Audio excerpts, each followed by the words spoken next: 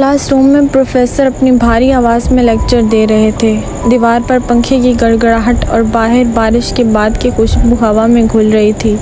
سب طالب علم اپنی کاپیوں میں نوٹس لکھنے میں مصروف تھے، مگر ارمان کی آنکھیں صرف ایک ہی سمت دیکھ رہی تھیں، المازیہ۔ وہ اگلی رو میں بیٹھی تھی، اس کے نقاب کے پیچھے آنکھوں کی دنیا روشن تھی۔ قلم کاغذ پر چل رہا تھا، مگر ارمان کو لگ رہا تھا جیسے وہ ہر لفظ اس کی طرف لکھ رہی ہو۔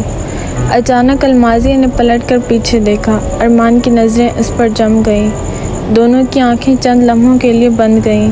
ارمان کی نیلی آنکھوں میں سوال تھا، المازیہ کی سنہری آنکھوں میں جواب۔ کچھ نہ کہا گیا مگر سب کہہ دیا گیا۔ ارمان دل ہی دل میں بولا، اگر آنکھیں بولتی ہیں تو ہمیں الفاظ کی ضرورت کیوں ہے؟ کلاس کے بعد المازیہ آہستہ آہستہ اپنی کاپیاں سمیٹ رہی تھی۔ ارمان نے آگے بڑھ کر اس کی مدد کرنا چاہی، مگر وہ ہولے سے بولی، چھوٹی چیزیں خود اٹھانی چاہیے ورنہ دل عادت ڈال لیتا ہے۔ یہ سن کر ارمان ٹھٹک گیا۔ یہ جملہ عام سا تھا، مگر اس کے پیچھے چھپی گہرائی نے اس کا دل ہلا دیا۔ کمرے کے دروازے پر جاتے جاتے المازیہ نے ہلکی سی نگاہ ارمان پر ڈالی۔ بس ایک پل، اور وہ پل ارمان کی زندگی کی سب سے بڑی حقیقت بن گیا۔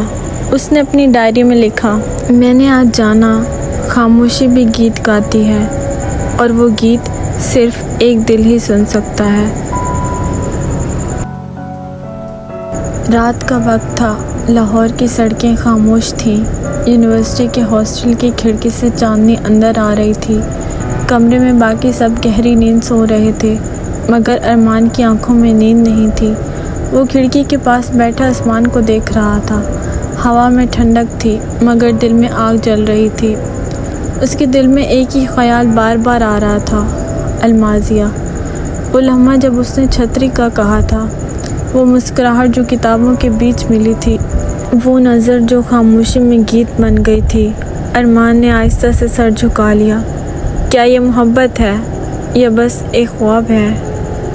پہلی بار زندگی میں اس نے لفظوں کو اپنی خواہش کے لیے نہیں جوڑا۔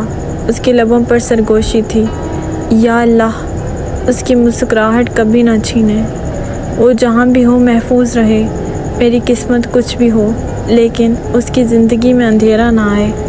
یہ وہ لمحہ تھا جب ارمان نے اپنی خوشی کو بھلا کر المازیہ کے لیے دعا کی۔ چاندنی کھڑکی سے اندر پڑی اور ارمان کے چہرے پر روشنی بکھر گئی۔ وہ دل ہی دل میں مسکرایا، مگر اس مسکراہٹ کے ساتھ آنکھوں میں نمی تھی۔